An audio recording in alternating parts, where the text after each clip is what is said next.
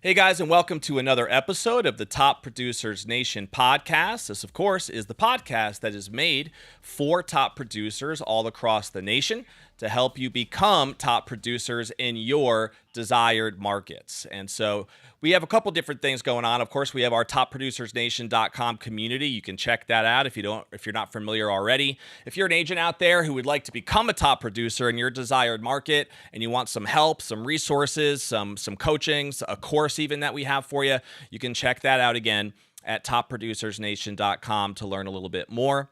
We, of course, have our local brand here. We are powered by Tampa Bay Real Producers here in the local market of Tampa Bay. And we get to have our guest today is Whitney Lohr, who has been featured in the Tampa Bay Real Producers magazine.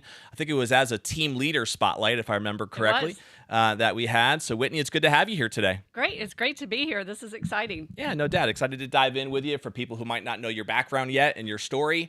Like I said, you could check out Whitney's magazine article in one of our previous features of the Tampa Bay Real Producers issue. We've also had Whitney as a panelist before at one of our events over at Whiskey Cake that we hold on the third Thursday every single month. So, Whitney, let's dive in a little bit to your background for people who might not know the story much. So, did you grow up in Tampa? How'd you get here? If not, and eventually, how'd you get interested in real estate? So, thanks for having me here. No doubt. Our pleasure. So we've been in Tampa now 19 years in October. Okay. So we moved here from New Jersey. I was an agent in New Jersey and loved real estate. Loved when we bought our first house. I actually went back to my realtor. His name is Rich. And I was like, Rich, I said, I love this process so much. I really want to become a realtor. And he's like, you've got to be kidding me. Like, this is what you want to do. And he says, you're going to work harder than you ever have in your entire life. He says, that first year, he's like, you're going to work 7 days a week. He's like, but by the end of that year, he's like, you are going to be a great realtor. Mm-hmm. So ever since Sounds then, like good advice. Yeah. I mean, and it was truthful, right? Yeah. That, people think that real estate, we make our own hours and it's easy. Well, it's not what the top people do. No, it's definitely not. For sure. So this was in Jersey, I take it, right? Yeah, this was in New Jersey. We came here, and just as the bubble was bursting in 2007. Perfect timing. So we were like, yeah, I don't think I'm going to stay in real estate. Got out, did some sales, and I've been back 6 years now. What did you do before real estate in Jersey?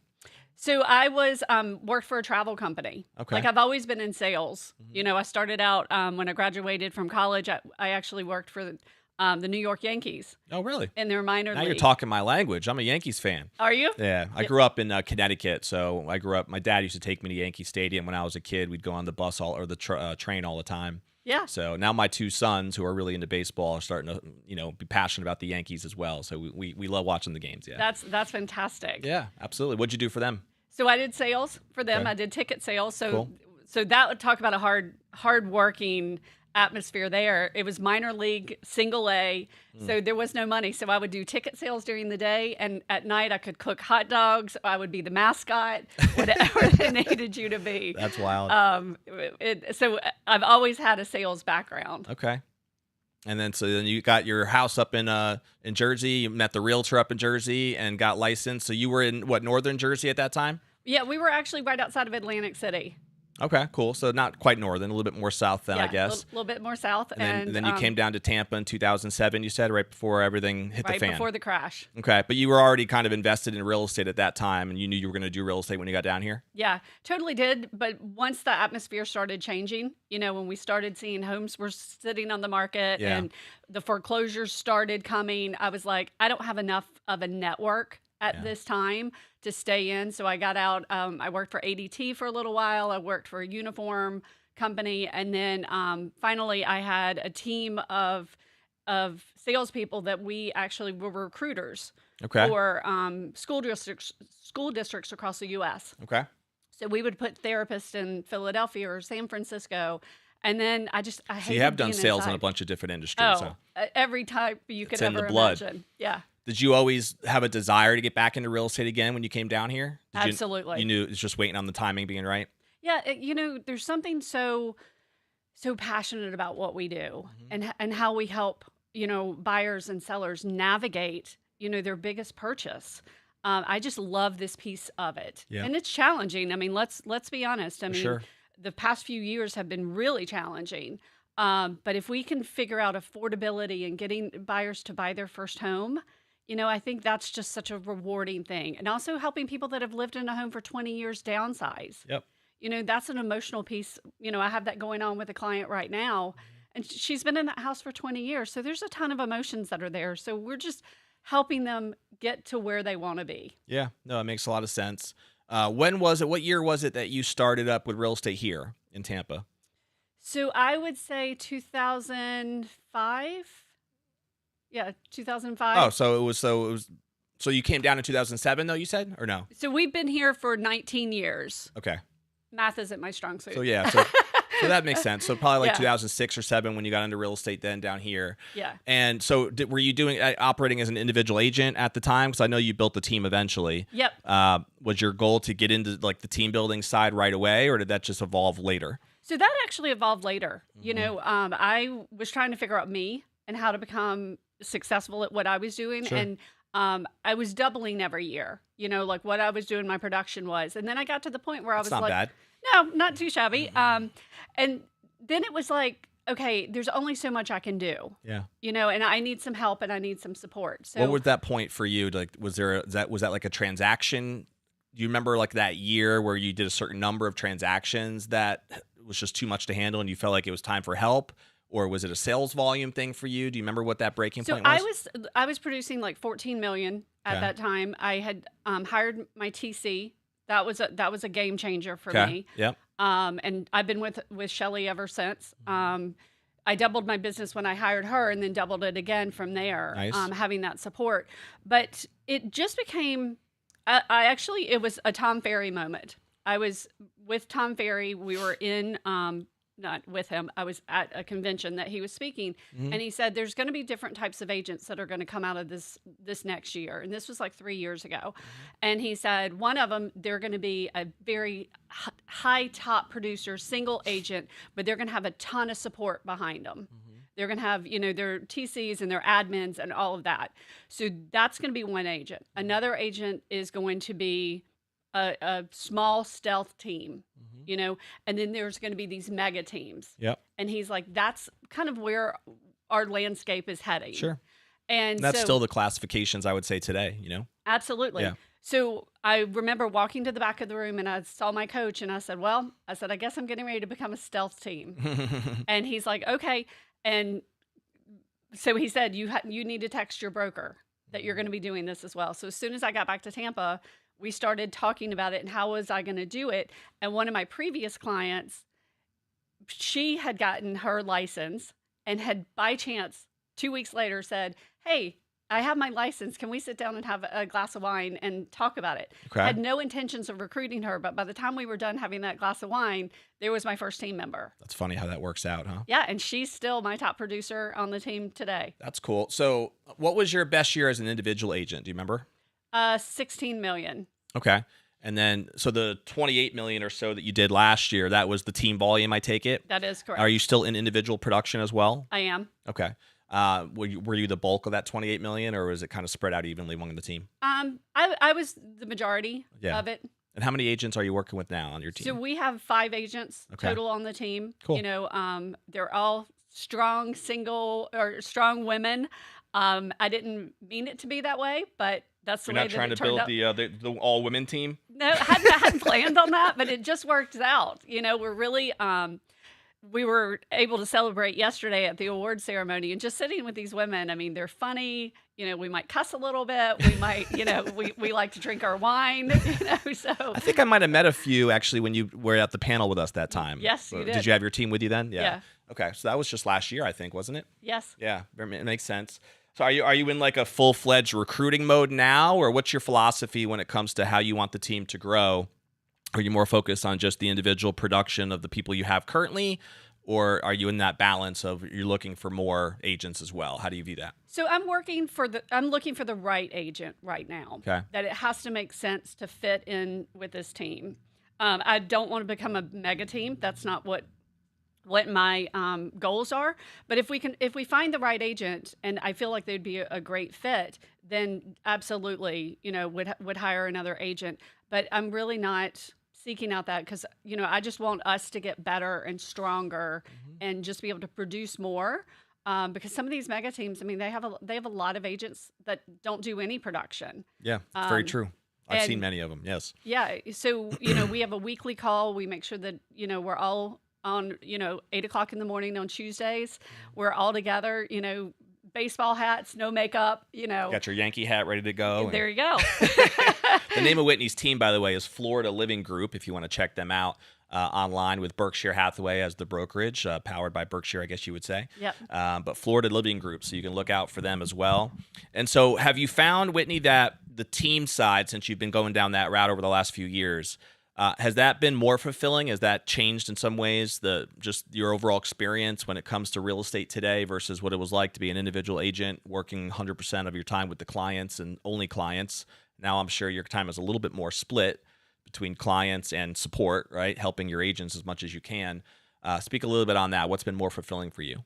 So I've really enjoyed just watching these agents grow, and watching them, especially yesterday, just being able to celebrate and watching them get on stage. Like I made sure that I was the last one to get on stage because I just wanted to see them and how excited that they were to talk with our owners and things like that, have a little bit of one-on-one time to be celebrated. I've really enjoyed that. And also watching them really take care of their clients. We really focus on, it's not a transaction. Some people are all about the numbers and the transactions and the deals. We're about the people. Yep. Where are they going? How can we help them? How can we make this less stressful? Because this is one of the most stressful things that people do. Oh, for sure. And to watch our team care. And, sometimes it's upsetting in these deals that we care so much for our client. When something happens, we're just having to take a step back and having to guide them through that it's okay. Let's figure out what we need to do next. Is there a certain type of client that you found that you guys have a great niche with that you've been serving, in your opinion, at like a really high level because of just a certain, whether it's a demographic or type of client, whatever it might be? Does anything come to mind, or are you serving more of whoever and whenever?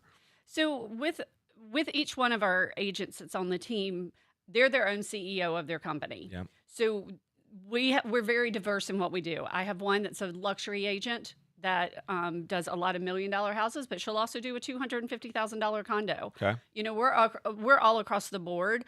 I think that we mostly do sellers because that's what I'm really strong on. So that's what I'm training them to be really strong on. So we're really dominant on the listing side. Mm-hmm. And I know you're based out of New Tampa, right? Correct. Up in that market. Yep.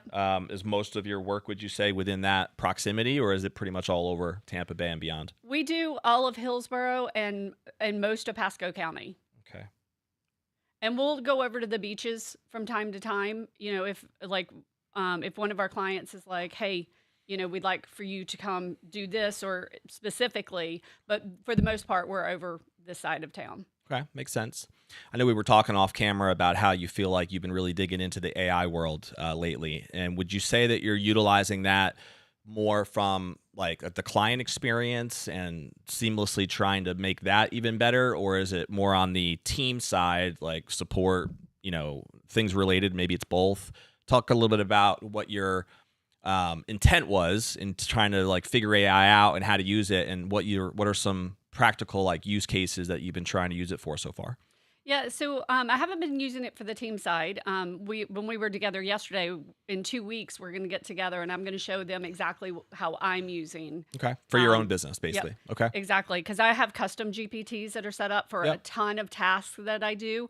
I also have chat giving me an update every single morning of 33647, which is New Tampa, what's going on and what would be interesting to a buyer or a seller. Like, what trend do you see? That's a cool one. Yeah. Yeah. So when I open up my email, they send you an email every morning, it'll say 284 active homes are on the market.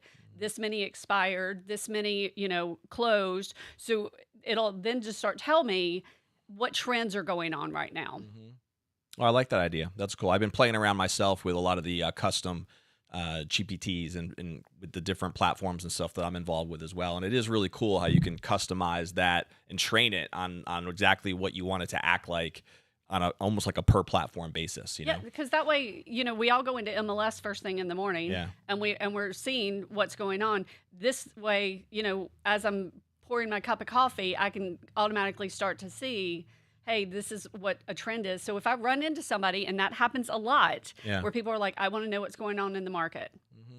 So it sounds like you're using it as kind of like a market research help, an assistant and guide, and providing that literally while you're drinking your coffee in the morning. So that's nice to have it packaged for you very succinctly every day. Any other use cases that you've been using it for so far? So we use it for so much, like our Google My Business page, putting out the services, writing a blog.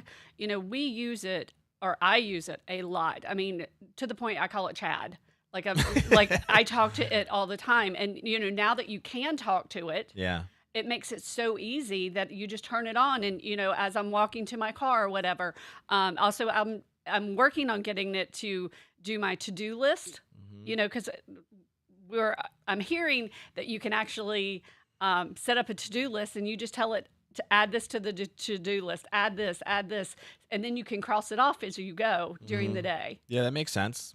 It's crazy how many things you could utilize it for. A lot of people, I think, are just barely, if they're doing anything with it at all, they're just like touching the surface on maybe it's emails, like you said, or helping it create a good email or whatever. But I actually was at an event a couple months ago, and there was a guy who spoke at the event about AI. His name is Jeff Woods. He wrote a book called The Strategic AI Partner. I think that was the name of the book.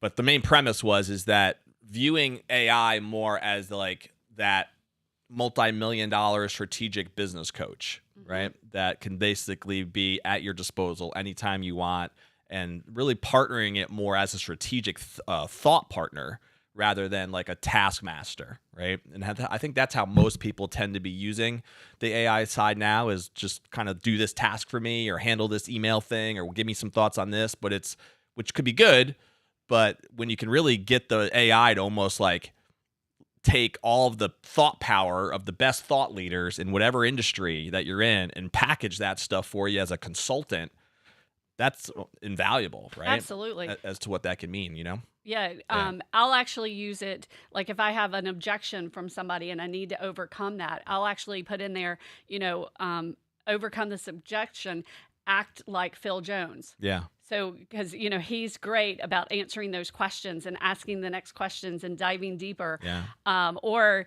like Seth Godin, who's a great marketer. And he actually said that if you're not on using AI at least 30 minutes a day, you are so far behind. Yeah. Yeah, that's true.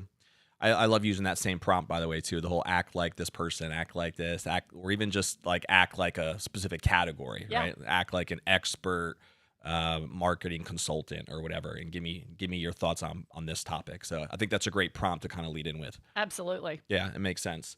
So it seems like this is a world that you're diving into a little bit deeper for the team eventually as well. And can you just see a lot of the same practical use cases that you're doing for your own business, just helping there with them? Or are you viewing it as this might be a way for me to revolutionize my recruiting? Like, is that also part of the strategy maybe? I think I would like for them to embrace it as much as I do, the AI piece, that it's making my life easier, a whole lot easier. Things that used to take me an hour, like, the listing description, that was one. I mean, it used to take me forever to write that. There were two things I don't like about real estate: putting out open house signs and writing that listing description. Right. So now that's now you just got to get a robot to go put the signs out for you. Exactly. Now I have my husband. So that's the second best thing. Yes. So those are the things that that I don't like to do. How can it help me? But also, there's a lot that I've learned. I was like, okay, I would like to do a video script, and I had it to write one about Carrollwood, Florida. So I wrote it. It was beautiful, absolutely amazing. But when I went to go film it with Tyler, we both were like, "This is awful, like awful," because I was trying. It made me sound like not myself. It wasn't authentic, right? Yeah. So then I once I had that ad feature, I could take one of my previous videos, get the script for that, upload that into chat. And then now it knows what I sound like. Yeah. So that's another one of my custom GPTs is give me a video script. It already has that in there, so it sounds like me. No, that's awesome as well. So is that an extra that's a great point. Can you just upload a video into any aspect of a custom ChatGPT? Is that just a little feature there, or do you have to like add an extension or something? So what I had to do, and they could now because it's changing every day. Yeah. But what I did was I actually put it into Rev, my Okay. video into Rev, and then it gave me the script. transcript, yep. And then I took the transcript and put that in to Chad. That makes sense. Yeah, I wonder if you can just upload a video now and it just kind of does that for you automatically. I wonder. It could. I mean, that could have happened yesterday. Rob might know. He's the ChatGPT guy as well. We'll have to dig into that ourselves. We have homework now. Yeah. From this one. That's always fun. Always fun. Sorry about that. Thanks, Whitney. Couple quick things about real estate too before we switch gears into some personal stuff for the time we have left. But in your experience, Whitney, what has been some of the most effective strategies you've used to just grow your business? Are there certain platforms, whether it's lead strategies, has it been all organic where it's all been kind of grown through word of mouth, or have there been other forms of strategies you've used to just get the machine flowing? So a lot of ours is just who we know. We really lean into our sphere Network. of influence, our network, our farm where we live. That's a really strong pillar for us. I did purchase leads for a little while because I thought that's what I needed to do for the team. And it was awful. It was worse than that Carolwood video. I mean, it was awful because I was stressed because I was spending money, giving them to the leads to the team, and then the team didn't want them. Yeah. So I think It's not a good combo. It was not. It was awful. For a little while, I was like, finally we sat down and I said, I'm giving you leads. I thought that's what you guys wanted. And they're like, we don't want leads. We never asked for them. So that was a learning experience for me. Yeah, it's a good point. That what I thought the team was going to look like, it didn't. And I had to shift and say, okay, what do you want? They wanted more, how do I grow my business myself? How do I become my own CEO? How do I become profitable with this? Where do I want to spend my time and energy? So whenever I have a mailer that's ready to go out, we've got one right now that we're going to be looking for expireds. So I've created it. I know it's been successful because expireds are new now, but they weren't before. Sure. So we've been working them. So I just give that letter to them. Then they mail it out themselves. So I'm transforming some of that stuff that what I thought they wanted, they didn't want. Yeah. And now they just want my stuff. Yeah. Why wouldn't I do that? Give that to them and make them more successful and make their life easier. It's a plug and play. Yeah, it's a great point. And there's a lot of different cultures out there. I've had many different team leaders on this show before, and there are some who thrive in providing leads, right? Absolutely. As you talked about. And so, because in some cases, maybe they're obviously, if that is the case, they probably more likely attract agents onto their team who want that, right? Who are looking for those lead flows on a regular basis. Of course, there's agents who do. Who are really, really comfortable converting existing leads that are coming in, even if it's cold or whatever the case may be. But I love what you just said. There's also going to be the people who may not be looking for that at all, but they still want to be a part of a team.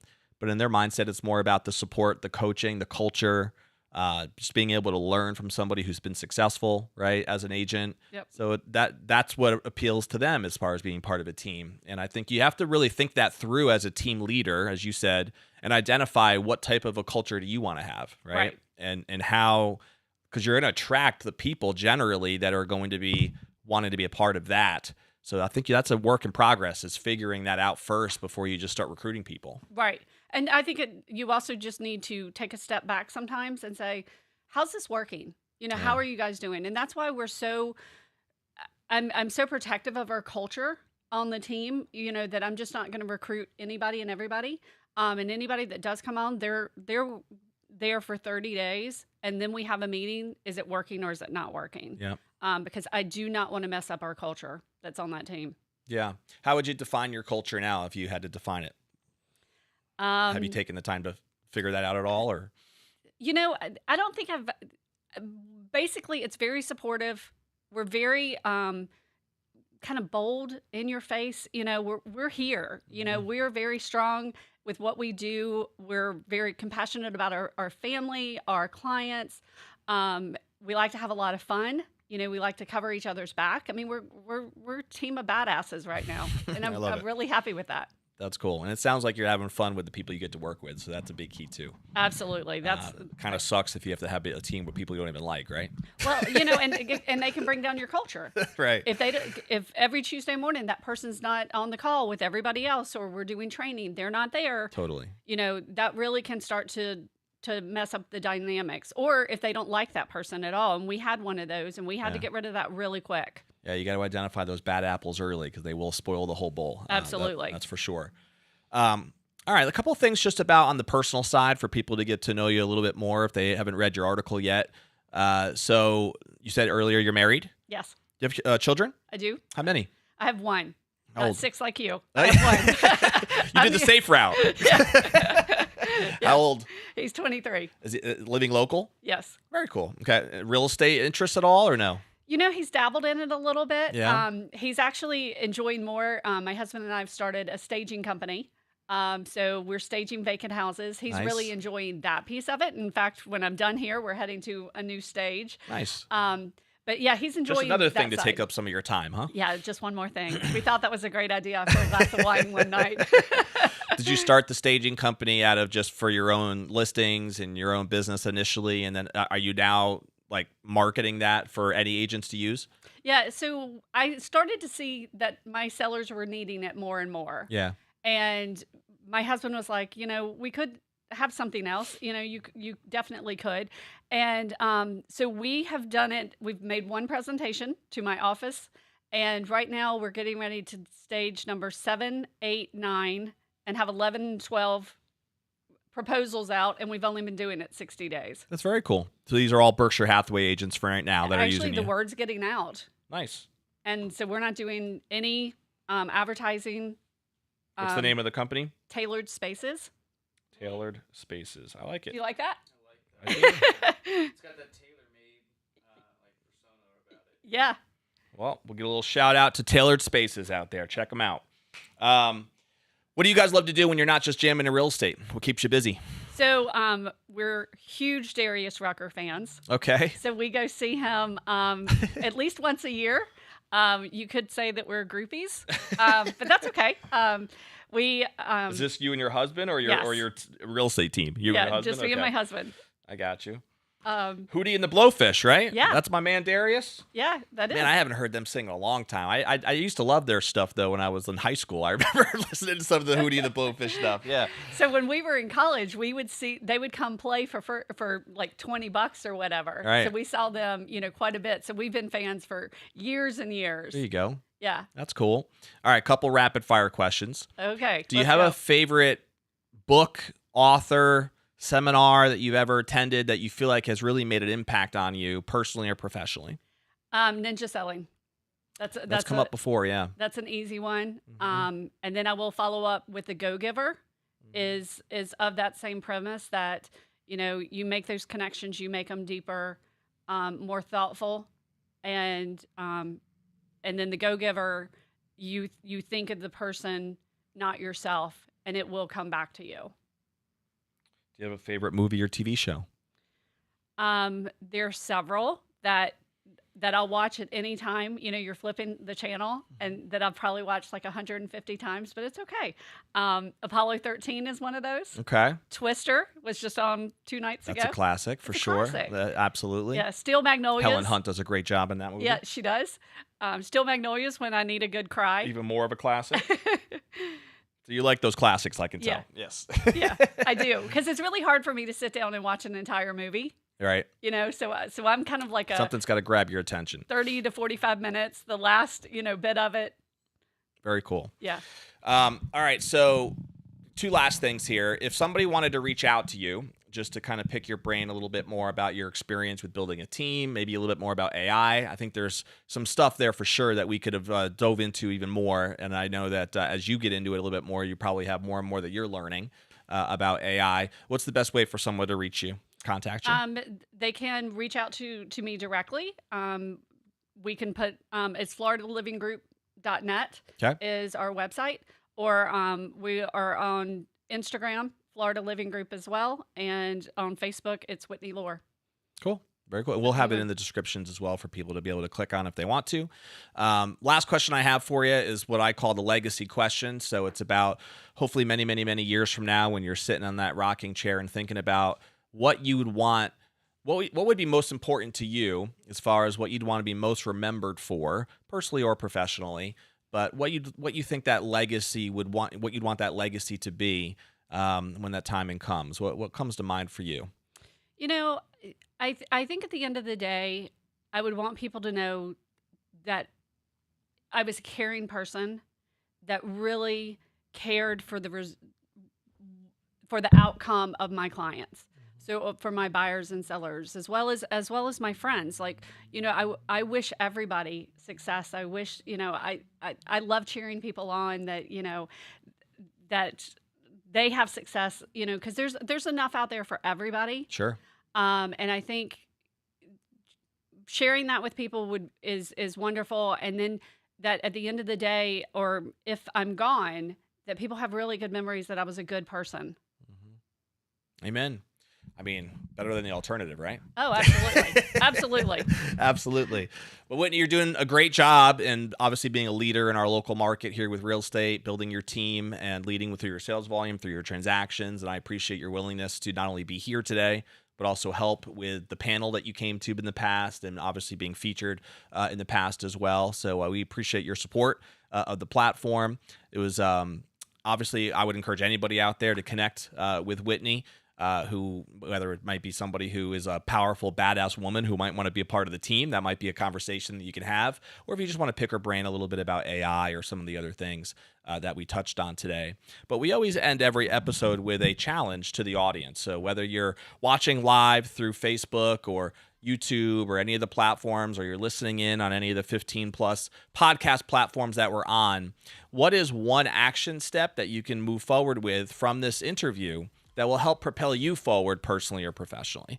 And it could be some of the things that we just touched on, right? The AI conversation, the book, one of the books that she recommended. Maybe you have to go see Darius Rucker in concert and experience that. Whatever it is, but do something, right? Take an action step. That way the time that you invested in listening to this episode is going to be worth it. And it's those action steps that actually build the momentum we need to see a difference in our life, which is really what we're all doing this for at the end of the day. So if you haven't already, check us out at topproducersnation.com to be able to join the community that we're building all across the country for agents to be top producers in their desired market. And then if you are local here to the Tampa Bay market as well, we do have our upcoming Agent Choice Awards happening on April 24th, which will be here at the West Shore Plaza Hotel.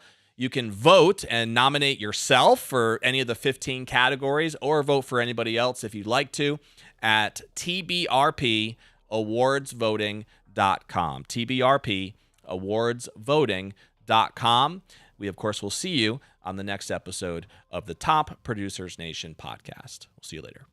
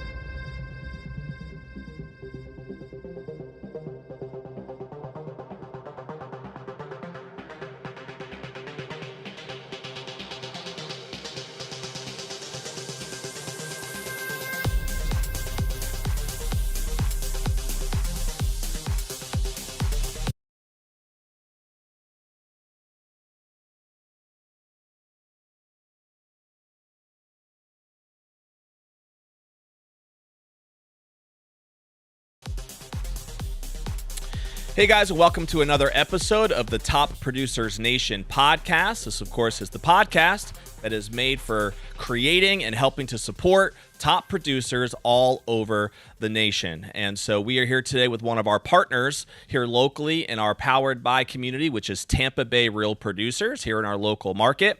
Many of you know that we have partners who support Tampa Bay Real Producers in our local market. Without those partners, we wouldn't even be able to exist as a platform. So those make up our mortgage lender partners and our title partners and our home inspection partners and many others, about 25 different industries that support us here at this local level. And today we get to hang out with one of our mortgage partners, Mr. Greg Matthews with Matek Mortgage. What's up, Greg? How we doing, man? I'm chilling, man. Doing well. Good to have you on the show.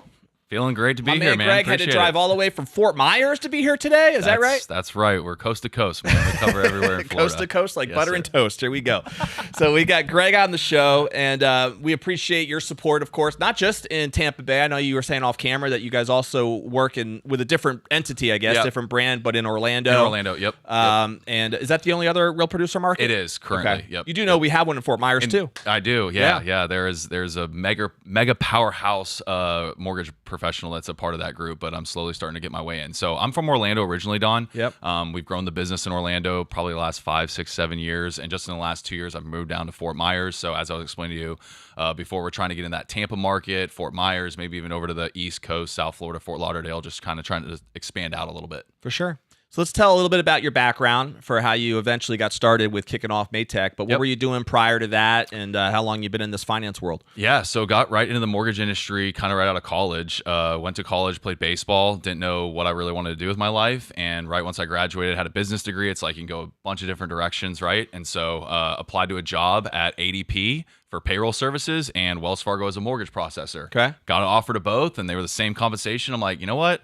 I don't really think payroll's gonna be that cool. Even if I hate mortgage, I'll probably learn something because I want a mortgage one day. And stumbled into that in 2016, and the rest is history. Started as a processor, got into being like a loan partner, a junior loan officer, and then eventually became a loan officer. Got into sales myself. Now we've built a team, and it's been crazy to think that I always think of myself as the young newbie in the industry, and I'm coming into my 9th year now. So Yeah, it's pretty you wild. don't even man. look that old yet, man. It's crazy.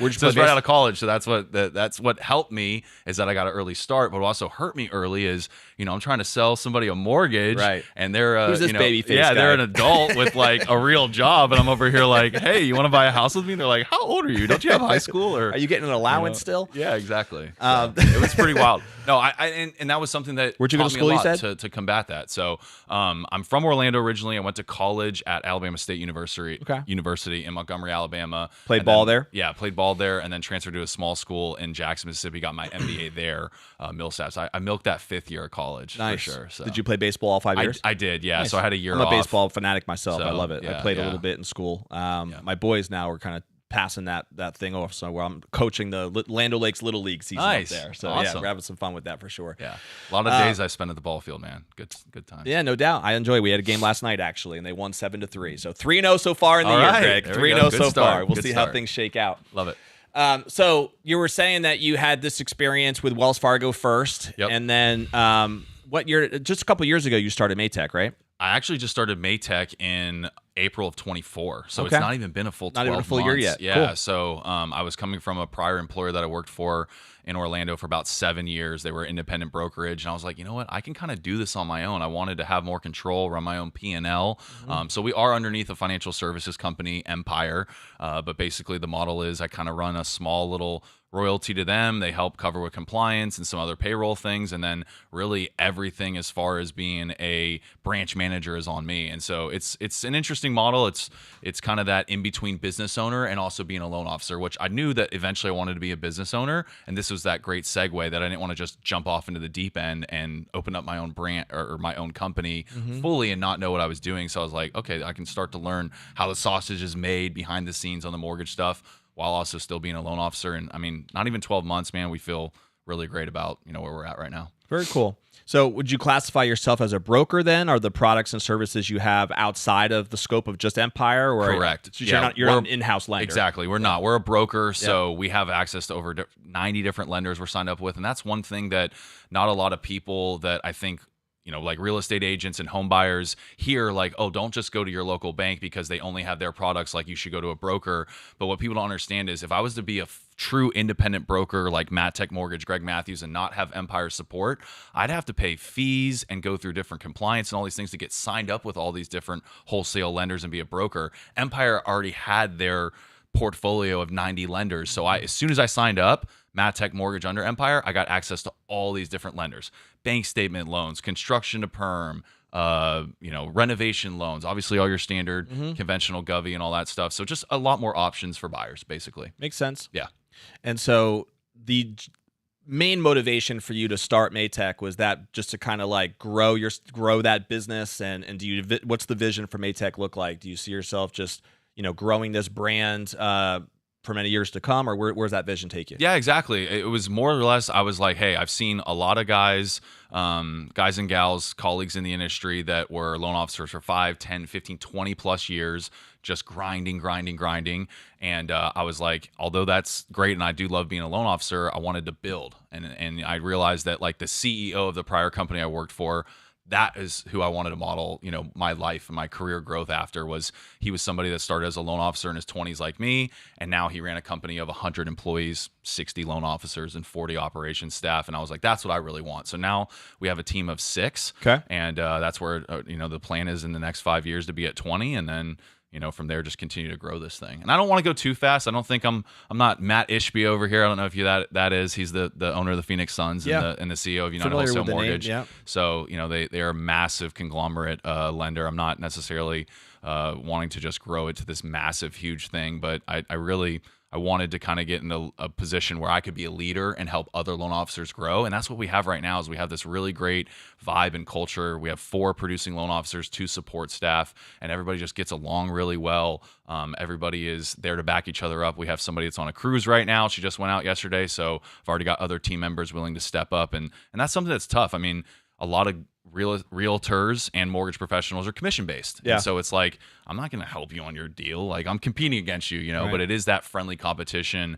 Everybody is there to support each other, which is really nice. Cool. And so one of the guys you mentioned, Logan, before, he's one of those 4 LOs. Correct. And his focus, it seems like, is in Tampa Bay right now. Correct. But as a brand, are you guys serving the whole state? Are these 4 spread out? Yeah, we are serving the whole state. I'm down in Fort Myers. My other 3 are in Orlando, but Logan is more on the west side, and he's coming out towards Tampa. His sister lives here. Again, we talked, there's just a lot of growth and booming business in Tampa. A lot of young professionals are moving to this area. So I think long-term, he might end up making the transition to moving out here. It's another untapped market. We've had pretty good success in Orlando. Yep. But when you're knocking on the same realtor doors and offices, and you're kind of, it's like, let's go be a fresh face in a new place and see who can connect with over there as well. I gotcha. Yeah. So obviously there's no shortage of lending options, right? If you're an agent who follows our platform and our show, I mean, obviously they get bombarded a lot with different lending partner and so different things that they always want to bring to the table. What would you say is like important things that you think the agents who are local should know about you and your brand, whether those are, unique products, services that you feel like you could bring to the table, or anything else that you feel like differentiates you a little bit? Yeah. So this is something I learned from one of my mentors. Is he always said, like, if you're talking to a real estate agent and you're saying like, what does your current lender do for you? And it's like, well, they answer the phone and they close on time. And it's like, okay, but what else is your lender doing for you other than closing loans on time does not count. Should be part of the job. That should be go expected. Without giving. Right. Exactly. And so it's really just supporting our partners in any way that they choose. Like I have a lot of realtor partners that they love social media. And it's like, okay, let's do something like this together where we podcast, or I come bring my videographer out and we do, a home tour for you or whatever. I have other realtor partners that want to do mailers. I have some realtors that just want to be left alone. They're like, I'm so busy, literally just answer the phone when I call. Like, I don't care if it's Saturday at 9:00 at night, just answer the phone. And that's one of the things is availability is one of your biggest assets as a salesperson in general, but especially as a loan officer, because our realtors are working outside of business hours. They're not showing people homes on Friday at 11 a.m. Yep. They're out Friday at 5, 6, 7 p.m., Saturday morning, Saturday afternoon. So that's how I grew my business, was my availability, and we're still there. We always have somebody on call on the weekends. Of course, the products are nice, but you can find the products most places, right? So that's where it's really just comes down to your expertise, customer and your availability, experience. Man. So makes sense. Yeah. Now, are you, Greg, still spending time with, like, whether that's the agents directly or closing loans yourself, Yep. or so some of your time is still spending that versus supporting the team and working with your people. Yeah. So I have a right-hand man. His name's Andy O'Hara. He's my loan coordinator. I think crack the code. I think that we've got a pretty good model going right now that hopefully some other loan officers and different mortgage companies in the future will kind of look at.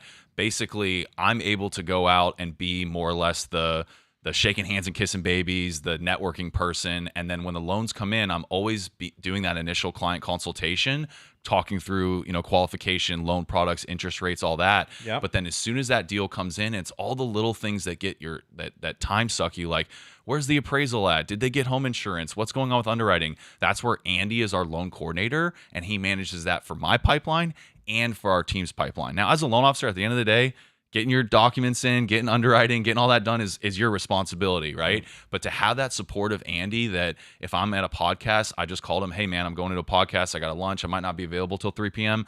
Watch out for this, that, and the other. And then I just call him, hey, can you jump on this, jump on that? I mean, we're talking about the difference in, if I don't get to it today, it's Monday morning, 9 a.m. that something gets done versus he's getting it done while I'm here. And that could It's be all the huge. difference in the world when it comes to whether the deal works or it doesn't, right? Yeah. And realtors and clients, they want their answers now. Yeah. And even if they can't get their answer now, they're okay with waiting, but you got to respond. I'm not looking at my phone for the next hour or two. Right. They might call the next mortgage broker if I don't Totally get back to them. So, Yeah, no, it makes sense. Yeah. In your experience, what are some of the ways that you found that you just love, connecting with agents? What are some of your favorite ways that you've gone about building that network and in a way that is mutually beneficial for the agent as well as what's worked for you? I don't want to and give your all brand? my secrets away, Don. And that's why we're here. We're here to deliver the goods. That's I'm just how kidding, it buddy. works. I'm just kidding. No, I got really lucky. I will say, this is kind of advice to other loan officers out there. Just say yes to everything. There's a funny movie, I'm not sure if you've seen it, Jim Carrey, Yeah. Yes Man, where you Yes just say Man, yes. of course. It's like say yes to opportunities. I will say, do you know the name Ken Pozak? I don't. So he's my business partner. He's really big in Orlando. He's number one Keller Williams agent year to date so far in the entire country. His team, they have about 40 agents. I'm partnered with him on this project, Matek Mortgage. He's kind of one of my partners there, investors. But my relationship with Ken started about 6 years ago when it was him and 3 other agents. Now he's grown to who he is. But the way I got introduced to him was I met with a title agent that she happened to take a liking to me. We were working on some marketing stuff together. Her friend got denied by a bunch of people, couldn't get a loan. She said, why don't you call my friend? I remember being so nervous. I'm like, I don't know what I'm doing. If she's denied by everybody, how am I going to get it done? Right. I call her. I figure out a way to get the deal done. Her agent was this guy, Ken. And so that was my introduction to him. And for him, he's like, whoa, who's this young kid that got this Right. deal done when everybody else said no? And now the rest is history. His team does That's $300, cool. $400 million year to date. We're their number one preferred lender. And it's just saying yes to opportunities. Like if I would have said, oh, I don't want to meet with a title agent, what can a title agent do for me as a loan officer?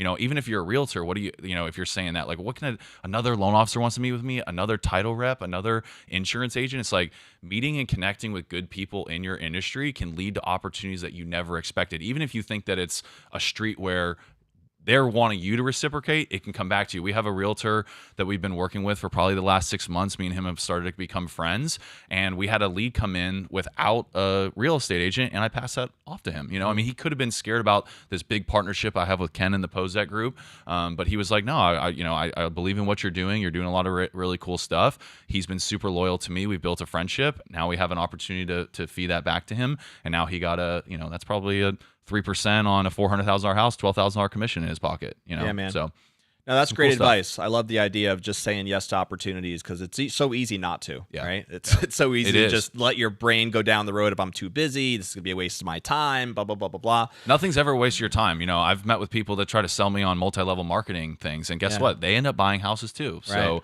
everybody's your client if Especially in you're a real realtor and loan estate. officer. It's true. Yeah, exactly. Everybody's got to live somewhere. Everybody's your client, man. And it's great the story you told about how you built that relationship with Ken by just figuring out, even though you might not have known at the time how you were going to find a way to get that deal done. But it's funny how when an opportunity presents itself and you were able to step into that opportunity and actually prove your worth by Yeah. probably getting creative or whatever you had to Well, do. I just think other loan officers, it was a busy time. It was like 2019, 2020. So the market was booming. I think other loan officers were just busy. It was a complicated file. Yeah. I didn't have any deals. I was like, I'll work on this. I'll do whatever it file takes. 8 hours a day, every day. Yeah. And that's what I did. And look So, where it led, right? Exactly. It's a great lesson again for even people that are maybe even new as a real estate agent or in lending. Just take the opportunities because you never know where that next one's going to lead, right? For sure, man. That's good tips. So as far as like overall in working with agents, I'm curious your thoughts on like, what are some things that you feel like an agent maybe should know about how to make things even smoother in working with their lender? Maybe that's market specific to things that are happening today that you feel like are important for us to bring up. Yeah. Or just in general, like in your experience, I'm sure you've experienced good situations with agents and also maybe not so good, right? Situations with agents. So I'm curious your experience with both and see what you think. It's a great question. I think every agent has a different mindset on their role in the mortgage process. I have agents that literally want to be on a 3-way call. They get permission from the client. Can I be on this initial call so I can understand everything going on? And clients might dictate that too. Some clients are like, no, let me talk to the lender. I don't want you to be involved. But having an in-depth understanding as a realtor of what's going on in the mortgage pre-approval process, what's going on in the underwriting process is just going to make you a better asset to your clients. Yeah, you don't want to have to do the debt to income ratio, right? Like you tell your clients, hey, that's your lender. Like you want to do that. But my realtors that have the most success during the transaction with us and with leading to higher conversion with clients are the ones that can at least talk about mortgage stuff on the surface. You know, they're not going way underneath the iceberg, but they're up here on the top and they can talk about a few things. And that just leads the client to be like, wow, I'm working with a true expert. So learn from your loan officer when you're going through the process. Ask questions like, hey, I see that you pre-approved the client for $400,000. Like, is there wiggle room there? What's going on? And that's something that we always provide to our realtors. Like I'll tell clients all the time, hey, you want a $400,000 pre-approval? On paper, you're qualified for $600, but I'm going to tell your realtor that we want to be around $400. So I'm going to write the pre-approval for $400, but I'm going to share with them that you qualify for a little bit more. Or, hey, we've got to get this seller credit because they don't have the assets for their closing costs. Like those are things that obviously I think most realtors are in tune with their lenders, but if they're not, that's something that you really want to make sure. And that's why realtors like to send their business to preferred partners like that, like us, and you have that triangle of trust with a client. Is here's Bank of America across the street. If Bank of America writes a pre-approval, they're just putting a purchase price on there and their name, and they're sending it out. The realtor tries to call, hey, do I need closing costs? Are they doing down payment assistance? Is there anything funky on this deal? Do they need to file their taxes first? When can I close? They're calling at 5:05 p.m. They're not going to answer till Monday morning, maybe. And it might be Tuesday because that person that's the loan officer is on vacation or whatever. So just having that better communication is our value add, but realtors leaning into that and making sure that they're understanding like what's really going on with the pre-approval is going to make them look better to their clients, really. Yeah, it sounds like just the importance of like really treating it like a true partnership so that you know, as an agent, a little bit of what that partner is doing, right, on their side. So you're not just viewing it as, hey, lending and finance, that's their them, job. Yeah. Well, how you do it, if it falls through, that's their fault. Exactly. Right? Yeah. Rather how than you do one thing is how you do everything. The top realtors that I've partnered with over the last 5 years, the ones that are doing the most business are the ones that know the most about the mortgage process. And it's not just because they know about the mortgage process, is because they know everything about home inspections and appraisals. They're information, they know the whole process, gatherers, right? And things are second nature, just rolls off their tongue, and people just flock to them because like, wow, this person is such an expert. That's what realtors' job is to become an expert in all things home services, mortgage, inspection, title, real estate, appraisal, all of that stuff. Totally. That's their job. So yeah, man. We've obviously had many of them that are on this show regularly, and it's really about being a consultant. You know, a high-powered consultant that knows exactly how to also help through the emotional times that happen on every single transaction. They're therapists too. Sorry, we got to add that. All that stuff is mixed in. There's no doubt about it. Yeah. I'm curious again with the experience now. Even though you have a baby face, I know you have some 9 years or so under your belt now with lending. So, what are some of the biggest challenges that you've seen that you've had to overcome?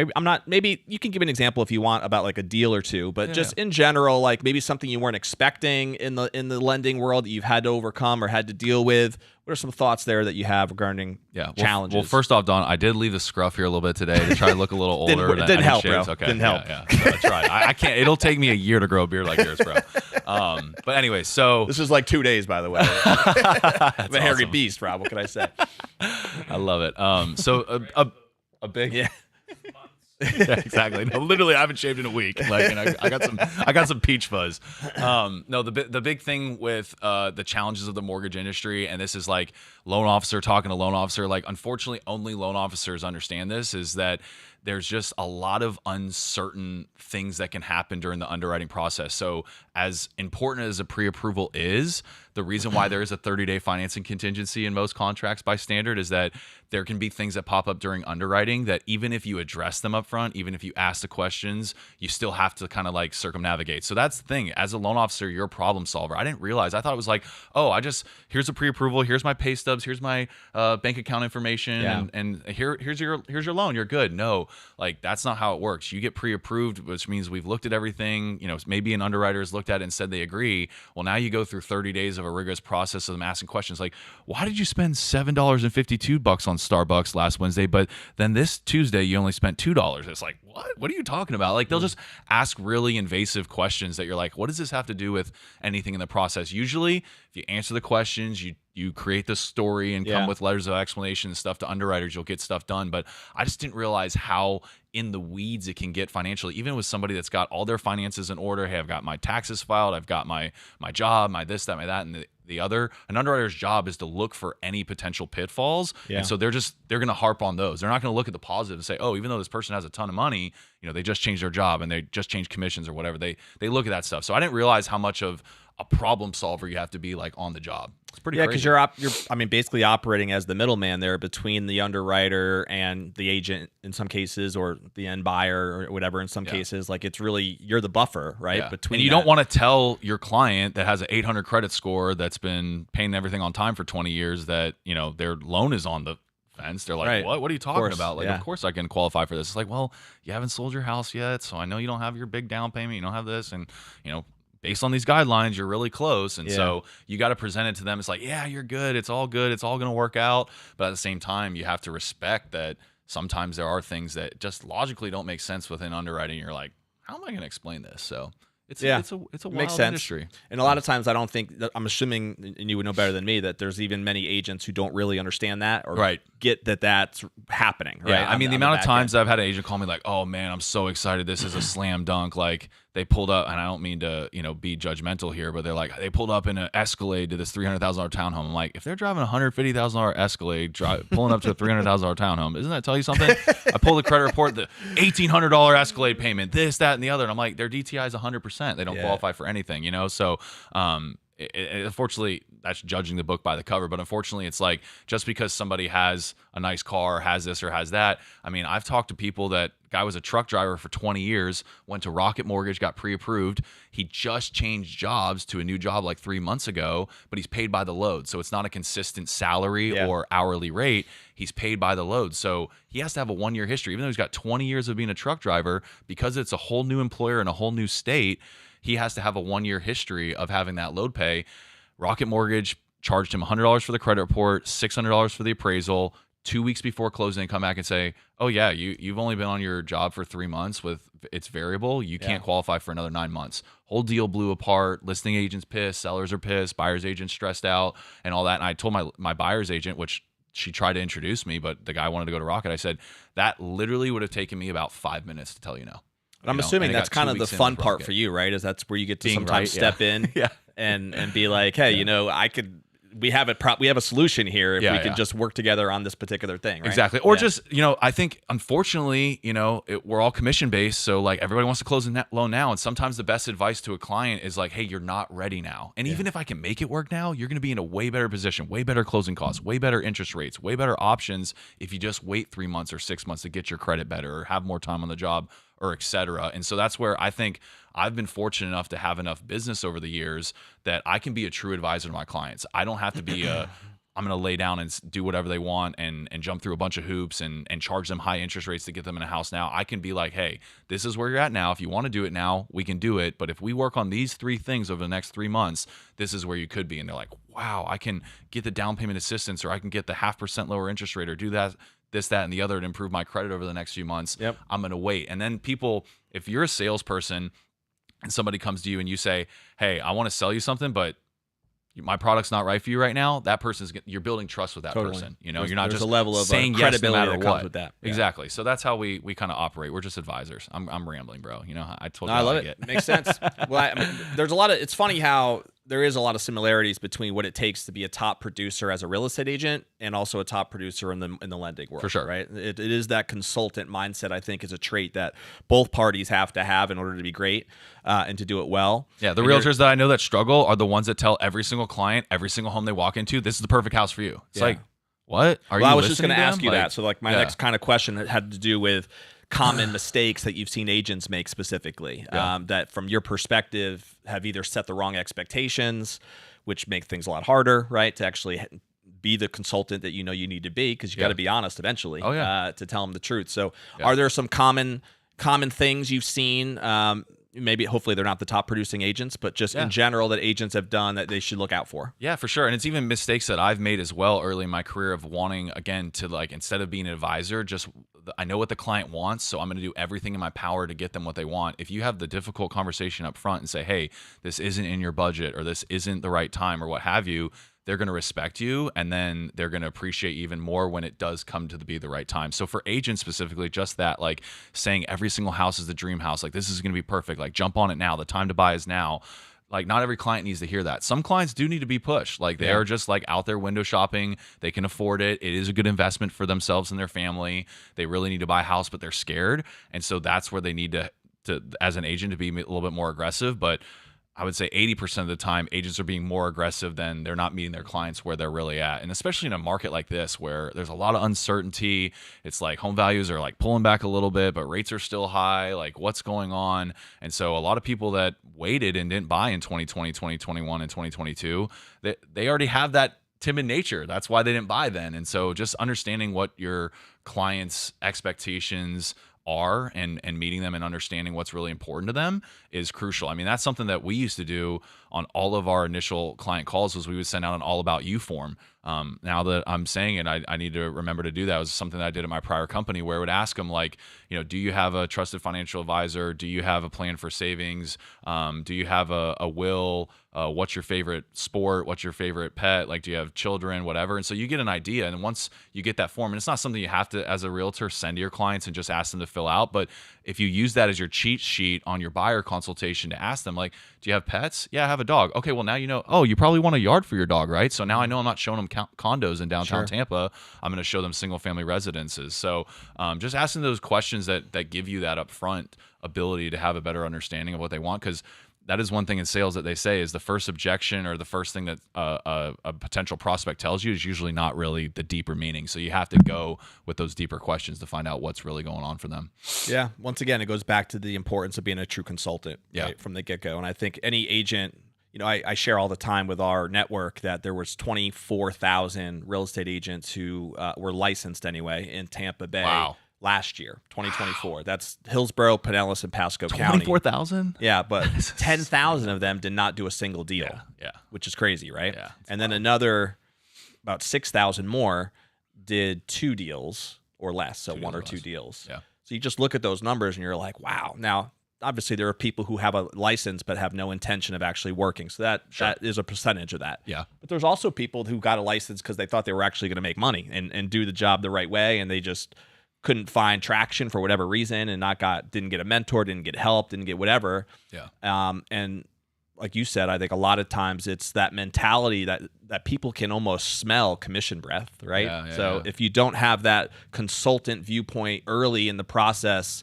it's just hard to really be viewed as someone they can trust. Yeah. Well, it's an industry that, I mean, when I first got in the industry, I was lucky enough to be a processor and learn the back end. So if you're a real estate agent getting in, like joining a team where, they might take a 50% split or 60% split, but would you rather have 50 or 60% of something?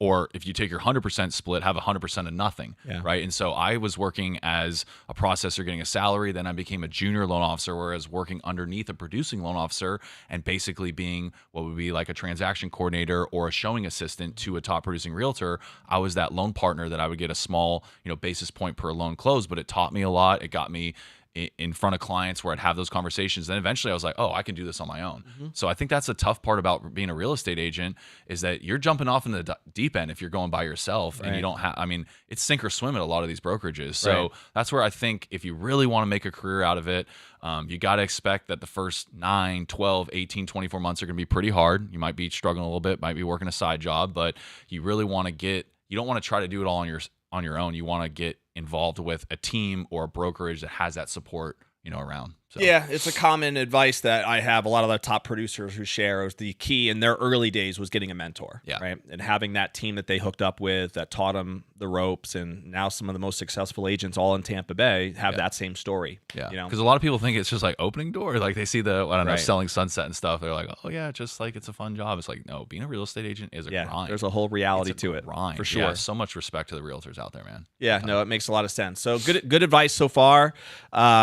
I want to give a couple of minutes on personal side for people to get to know you a little bit more and know your story if they don't. Now, one question I did have before we get into that was you were mentioning earlier you guys have a couple different markets that you're working in. Obviously, Logan now has been coming to this market a little bit.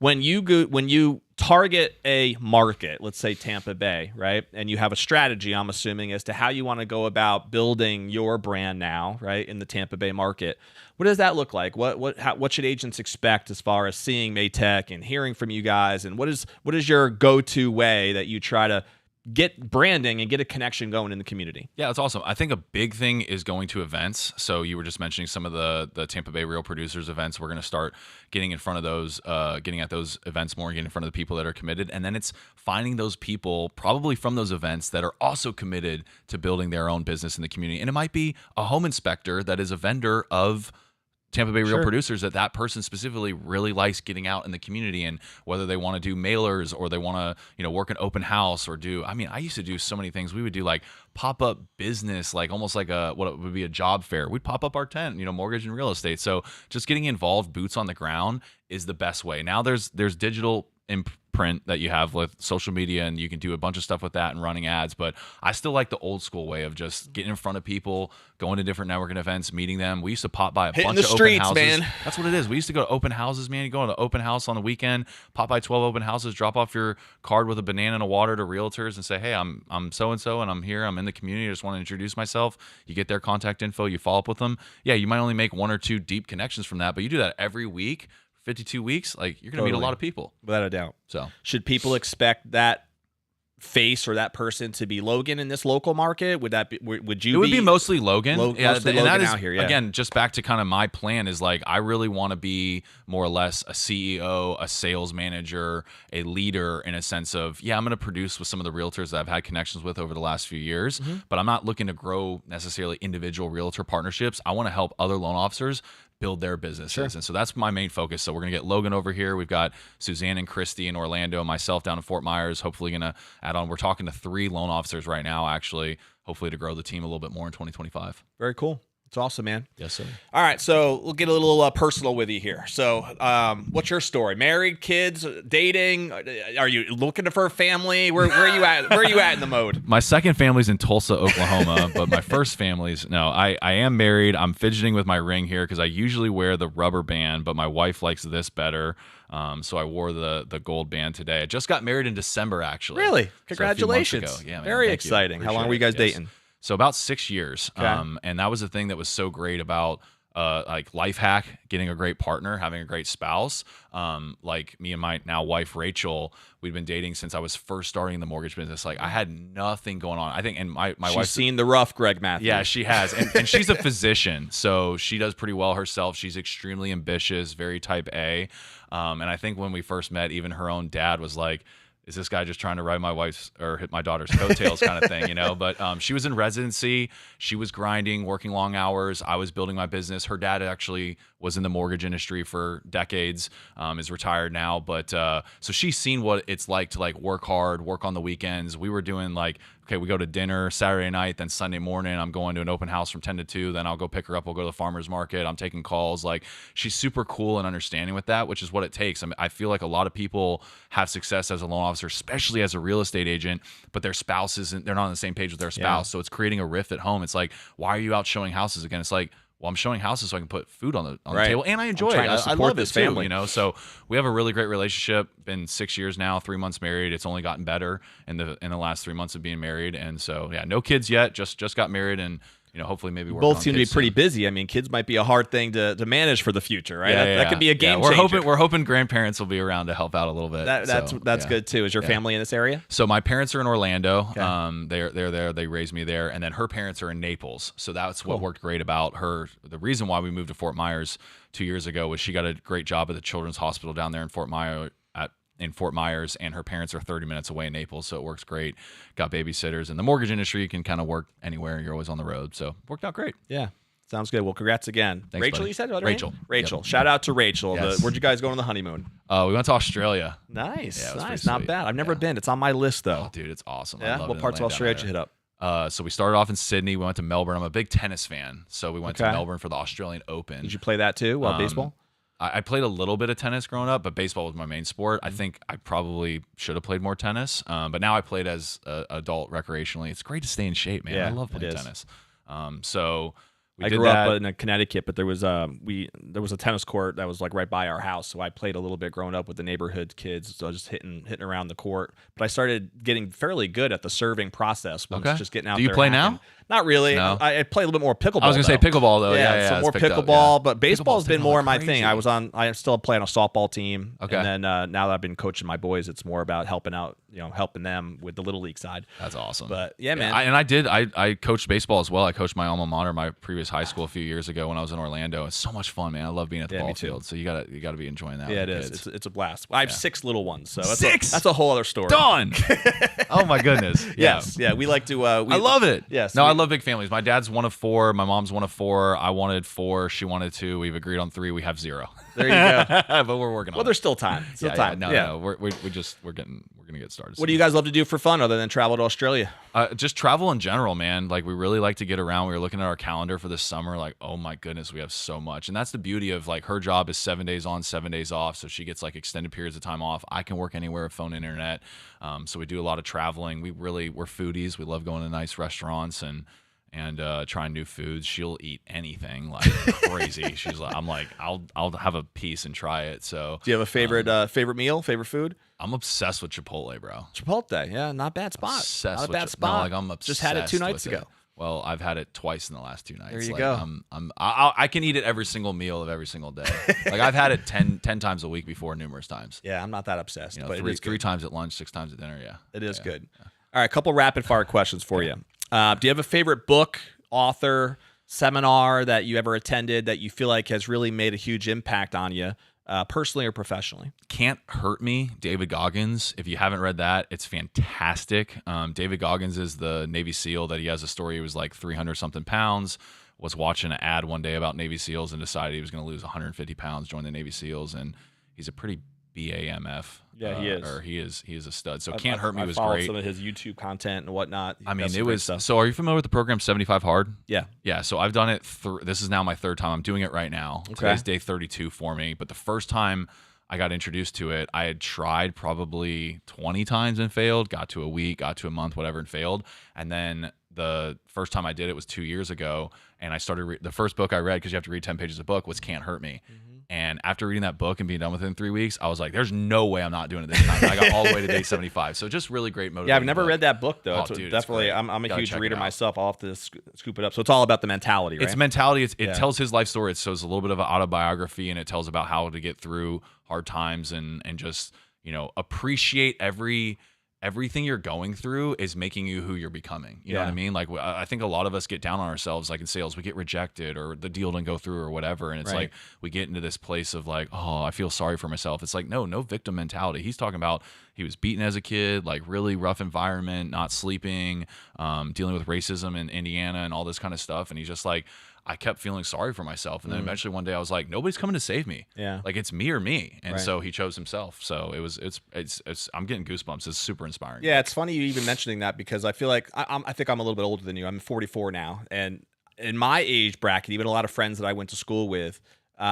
there eventually becomes this feeling of like where I call it where people should themselves to death, right? Because they feel like, oh, my life should be at this point, but it's not where it should be, right? Yeah. And maybe that was a vision they had for where they were going to have, how much money they'd have or their family or whatever it is, right? It's like we all have these visions when our 20s or even 30s about where we'll be in 10 years. Right. And those are all good things to have. And obviously putting the right plans in place will get you there. But there are, I think, a lot of people, especially in those middle-aged frames, I guess that's where the whole midlife crisis thing comes from, Right. Where they start to shoot themselves to death. So this concept that you're talking about with Goggins, just that mentality of realizing that where I'm at today and the struggles that I've been through, everything's designed the way it's supposed to be, right? Yeah. And I'm where I'm supposed to be. I can learn from it, make the mistakes I made, and continue to be better every single day. I think Right. that's Don't a really let it healthy define way. you now. Like just Right. because it happened in the past, like the past is the past. Like nobody's coming to save you from your past. Like you got to get through it and you got to move forward. So I mean, there's this whole new. You got guys like Colonel Sanders becoming a multimillionaire in his 70s, right? Exactly. So, I mean, you never yeah. know. Like there's so many people that are like, oh yeah, it's I should have done this or should have done that, and it's like, no, you can do it now. Right. So. Today is the day, my man. That's right. Seize the Carpe day. diem. Carpe diem. That's what we're preaching over here today. Yes, sir. Favorite movie or TV show? Oh man, If you have one. Yeah, I mean, Remember the Titans is my all-time favorite movie. I like that. Like I like love that. sports movies, and then second would be Miracle. Just team sports You movies. like some where- classic, corny where Disney you movies. Get people coming together, man. Like I am the corny, the cheesy, The sport Disney movies. I am a huge fan, I must say. I used to play I used to sell Cutco knives, I told you off camera, Yeah. and we would have our sales team. So we would try to inspire them and go out and knock doors and blah, blah, blah. So Miracle was my go-to movie, right? Like that scene where he's doing his message to the locker room. Yep. Get these knife kids fired up, man. Oh, Let me dude, tell you. it's awesome. Yeah, this is your time. I love that shit. Kurt Russell in my That's right. veins. Their time is done. Yes, the best, dude. Classic. Yes. Classic. Oh, I love it. I appreciate you sharing that. Yeah, man. All right, we're going to put a bow here on our episode, but it was good to have you here. I'm glad Cool. we got a chance to meet, and hopefully you won't be a stranger. And even though Logan might be more local here to Tampa Bay, I hope that we can see you at some of our events and Definitely, getting involved in this market a little bit more. But we'll end with this. So I call this the legacy question. When you do think about that time, hopefully many years from now, Greg, when you're sitting on that rocking chair and thinking back to your legacy, right, and what you'd want to be most remembered for, personally or professionally, what are some things that come to mind that would mean the most to you? That's awesome. I run a lot, and so I was thinking about something similar the other day on a run. I get some really good ideas when I'm running, and I knew that this podcast was coming up, and I was just like, what do I envision, the future wanting to look like? And I think it's all about your impact on other people, and so that's your spouse, children, friends, parents, other family members, your colleagues that you work with. People that are your mentees and your mentors both. So it's not just in one direction. It's not like I just want to grow the biggest company ever and that kind of thing. It's like I just want everybody to think that I had a great impact on their life, And so that's where we are as realtors and mortgage professionals, helping people achieve the dream of homeownership. Like that is a big deal. I think we take that for granted because it's like we're just trying to close the deal. We're just trying to get through the stress, just trying to do that. But we are having a positive impact on people. So making sure that we're leaning into that, doing the one little thing that we can to go above and beyond, writing that handwritten thank you card, bring in that closing gift, making a personalized video text or something like that to people goes a really long way. And that's what I want to be remembered for. I feel like I've done a pretty good job at that at times. Other times you get busy, life gets in the way, and you just don't show people that you appreciate them as much as you really do. But at the end of it, when it's all said and done on the gravestone, I want to be like, he was a great friend. He was really caring. He was just a good person. Whether I grow a huge mortgage company or whether I decide to be a stay-at-home dad and let Rachel take care of me, either way, as long as I'm having a good impact on great people, to that have a won't sugar happen. mama, I'm not retiring. I'm not getting out of the business. I had one of my realtors the other day joking about like, yeah, we're in this for the long haul. I'm like, I'm in it for the long haul. Like I love this business, even though I complain about it sometimes. It's super rewarding. I love seeing other people, have success in it with the loan officers that I brought on, and we're going to keep growing that, and we'll see what happens, man. That's cool. Good stuff, man. Appreciate you having me on, Don. Yeah, absolutely. Thanks, It's our buddy. pleasure. It really is. I'm glad. Obviously, we love the support that you guys are able to bring to our platform because without people like you, we can't do what we do. And ultimately, we want to make sure we have the right partners for the agents that are out there. So I love hearing about your story and figuring out what went into getting you to where you are today. So hopefully Thanks, this was buddy. helpful for the agents as well.